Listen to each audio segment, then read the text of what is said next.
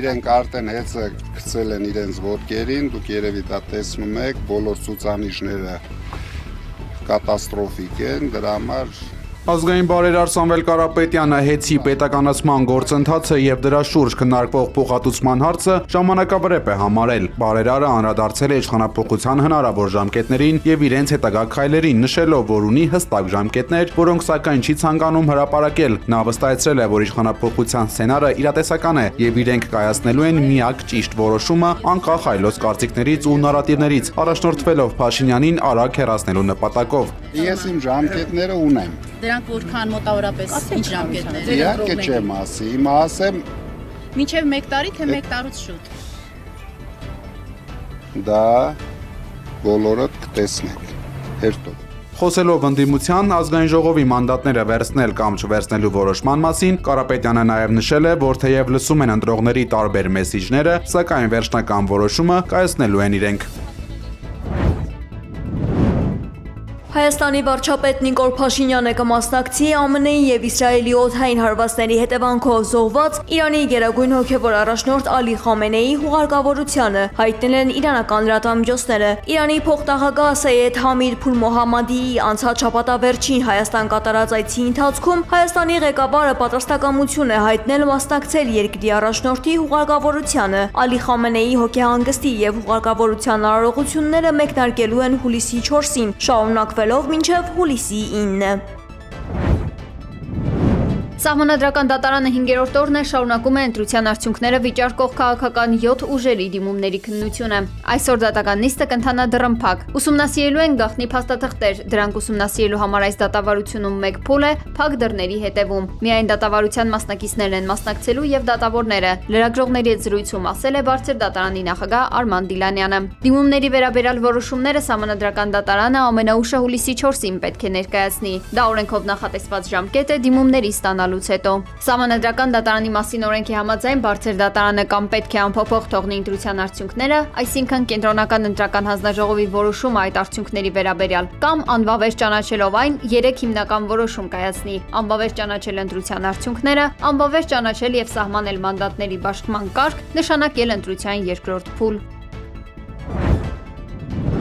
Ադրբեջանի իր իսկ սանձազերծած Արցախյան առաջին եւ 44-օրյա պատերազմների ընթացքում անհետ կորած է համարվում 4010 ադրբեջանցի։ Այս մասին խոստովանել է Ադրբեջանի պետական անվտանգության ծառայության պետի տեղակալ Շարաֆատ Հասանովը։ Նրանցից 4004-ը անհետ կորել են Արցախյան առաջին, իսկ 6-ը 44-օրյա պատերազմների ժամանակ։ 4010-ից 3228-ը զինվորականներ են։ Այս թվերը ներկայացնելով Բաքուն հանդես է եկել Հայաստանի հետ համագործակցության առաջարկով։ Ինչ է այն իրենից ներկայացնում։ Առանց իրենց անձնական տվյալները, անուն, ազգանուն, տեղանուն ներկայացնելու Ադրբեջանի եւ Հայաստանի քաղաքացիները մուտք են գործում համակարգ, որը դեռ նախագծման փուլում է, եւ ներկայացնում են տեղեկություն անհետ կորած անձանց վերաբերյալ, ինչպես նաեւ տարածաշրջանում գտնվող զանգվածային հողարկավորության վայրերի վերաբերյալ։ Սա ասելով նրանք նկատի ունեն այն հատվածները, որտեղ մարդիկ ուղակի հողին են հանձնել իրենց հարազատներին կամ գուցե անծանոթ մարդկանց։ Արցախի հայաթափման ընթացքում եղել են դեպքեր, երբ մարդիկ իրենց հայրենակիցներին հողին են հանձնել տարբեր վայրերում, գերեզմանատներում տեղ չլինելու պատճառով։ Ադրբեջանցիների կարծիքով նրանց շարքերում կարող են լինել նաև իրենց քաղաքացիները, որոնք մինչ օրս համարվում են անհետ կորած։ Տրամադրված տեղեկությունն օգտագործվելու է բացառապես մարդասիրական նպատակներով, իսկ այն տրամադրած անձը որևէ պարագայում պատասխանատվության չի ենթարկվի, նշել է ադրբեջանցի պաշտոնյան։ Հանրապետությունում հունիսի 28-ին տեղի ունեցած միանգամից 3 արտակարգ դեպքերի մասին է այսօր հայտնի դարձել։ Առաջինը Վայոց Ձորի մարզում Ջերմուկ քաղաքի Օլիմպիա առողջարանում հայտնաբերվել է 14-ամյա երեխայի մարմին։ Տեղում ոստիկանները պարզել են, որ նույն օրը աղջկա ինքնազգացողությունը վատացել է առողջարանի համարներից մեկի սենյակի մուտքի մոտ եւ հարազատների ներկայությամբ նա հանկարծամահ է եղել։ Երկրորդը տեղի է ունեցել Լոռու մարզում։ Գյուղերից մեկից Սպիտակի բժշկական կենտրոն տեղափոխելու ճանապարհին 8-ամյա տղան մահացել է։ Ըստ ստացված տեղեկությունների երեխան գիշերը ջերմել է։ Հայրը առավոտյան տեղափոխել է հիվանդանոց, սակայն բժիշկները տեղում արձանագրել են երեխայի մահը։ Դիակի վրա արտաքին զննության բռնության հետքեր չեն հայտնաբերվել։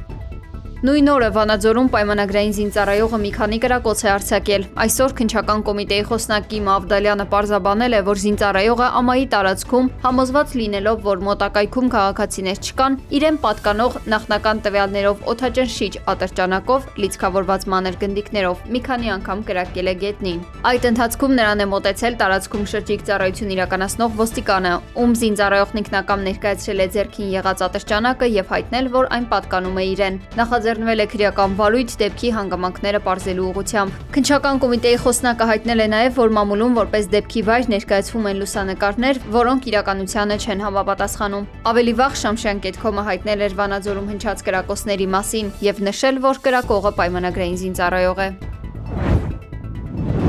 Մոսկվայի մարզը ենթարկվել է անօդաչու թռչող սարքերի հարձակման։ Ուկրաինական հարվածների ֆոնին պայթյուններ եւ հրդեհներ են եղել Եգորևսկում եւ Դուբնայում։ Եգորևսկ քաղաքում անօդաչու թռչող սարքի ընկնելու հետևանքով 6 ամսական երեխա է մահացել։ Դոհայում ԱՄՆ-ի եւ Իրանի պատվիրակությունների միջև ուղիղ հանդիպումներ չեն նախատեսվել, հայտնել է Կատարի արտգործնախարարությունը։ Ուիտքոֆն ու Քուշները Դոհայում միջնորդների հետ կքննարկեն Իրանի հետ բանակցությունների ընթացքն ու Լիբանանում տիրող իրավիճակը։ Կատարի ներկայացուցիչի խոսքով Հորմուզի նեղուցում իրավիճակը եւ Թեհրանի միջուկային ծրագիրը շարունակում են մնալ ԱՄՆ-ի եւ Իրանի բանակցությունների գլխավոր թեմաները։ ԱՄՆ նախագահ Դոնալդ Թրամփը հայտարարել է, որ Դոհայում Իրանի պատվիրակության հետ հանդիպումը կարող է լինել կարևոր կամ ոչ այնքան։ Թրամփը շեշտել է, որ իրենց նպատակը պարզ է՝ Իրանի ապամիջուկայնացումը եւ թույլ չեն տալու, որ Թեհրանը միջուկային զենք ունենա։ Նա նաեւ նշել է, որ ռազմական ճակատում իրեն գրեթե հասել են հաղթանակի։ Ֆրանսիան եւ Իտալիան դիմել են ԱՄՆ-ին ու Իսրայելին կոչ անելով միանալ Լիբանանի հետ նոր համաձայնագրի իրագործմանը, հայտնել են իսրայելական պարբերականները։ Առաջարկը հիմնականում վերաբերում է համաձայնագրում ներառված մի փորձնական ծրագրի, ըստ որի լիբանանյան բանակը պետք է պատասխանատվություն ստանձնի Հեզբոլլահի 2 դաշտային բջիջների վերացման եւ տարածքի վերահսկողության համար։ Քանի որ անցյալի փորձի հիման վրա լրջորեն կասկածվում է լիբանանյան զինուժի այս առաքելությունը ինքնուրույն կատարելու կարողությունը, Ֆրանսիան, Իտալիան եւ ՄԱԿ-ը պատրաստակամություն են հայտնել տեղում աջակցել բանակին այդ խնդիրը իրագործելու համար։